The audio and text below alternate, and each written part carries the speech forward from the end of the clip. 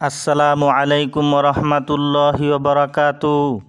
সম্মানিত ভিউয়ার্স, আজ আলোচনা করব দয়াময় আল্লাহর কাছে সেই ব্যক্তি সবথেকে বেশি নিকৃষ্ট যারা গবেষণা করে না এবং যারা বিবেককে প্রয়োগ করে না। তাদেরকে আল্লাহ বলেছেন এরা সমস্ত জন্তুর মধ্যে এরাই সবথেকে নিকৃষ্ট বোবা ও বধির। এরা আকারে মানুষ, কিন্তু আল্লাহর দৃষ্টিতে এরা নিকৃষ্টতম বোবা জন্তু। আসুন দেখি এ প্রসঙ্গে মহান আল্লাহ সূরা আনফালের 22 নম্বর আয়াতে কি বলেছেন। চলুন একটু শুনে দেখি। মহান আল্লাহ বলেন, ইন্না শাররাদ দাওয়াবি ইনদাল্লাহিস সুম্মুল বুকমুল্লাযীনা লা ইয়াকিলুন। অর্থ, নিঃসন্দেহে আল্লাহর নিকট সমস্ত প্রাণীর মাঝে নিকৃষ্টতম বোবা ও বধির তারাই যারা বিবেক খাটায় না। দেখুন দরদি, অধিকাংশ মানুষ ধর্ম পালন করে যাচ্ছে শুধু আন্দাজ অনুমানের ভিত্তিতে, অর্থাৎ অন্যের কথার উপর নির্ভর করে ধর্ম মানছে। এরা মনে করে আমরাই সঠিক পথে আছি, অথচ তারা যে সঠিক পথে নাই। শয়তান যে এদেরকে পথভ্রষ্ট করে রেখেছে এরা তা বুঝে না। এরা নিজের বিবেক প্রয়োগ করে না, শুধু দেখাদেখি ধর্ম মেনে যাচ্ছে। তাই দয়াময় আল্লাহ সূরা ইউনূসের 100 নম্বর আয়াতে বলেন, আর কারো ঈমান আনা হতে পারে না ততক্ষণ পর্যন্ত যতক্ষণ না আল্লাহর হুকুম হয়।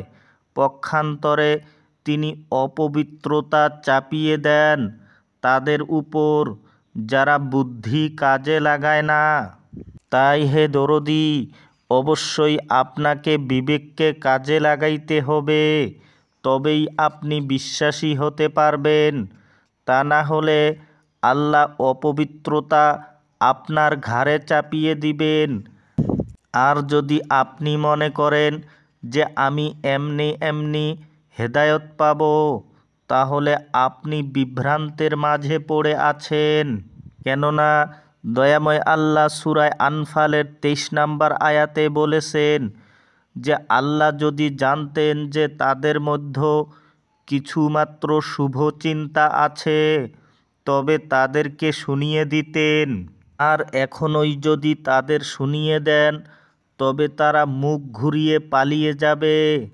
অর্থাৎ আল্লাহ যদি এমনি এমনি তাদেরকে সঠিক পথ দেখিয়ে দেন তাহলে তো তারা হেদায়েতের মতো মূল্যবান সম্পদকে তারা কখনো বুঝবে না, তার কদর করবে না।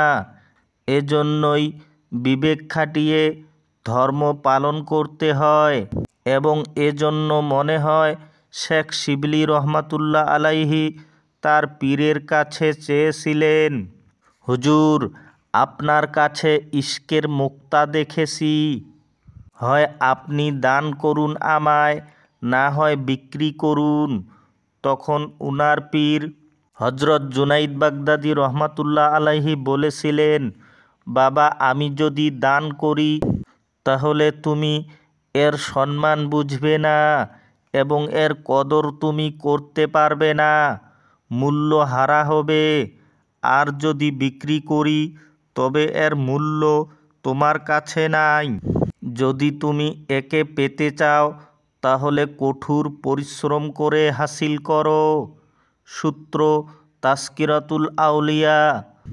তাই হে দরদি, আমরা দেখতে পাই অলি আউলিয়াগণ কঠোর পরিশ্রমের মধ্য দিয়ে নিজেকে জয়ী করতে পেরেছেন।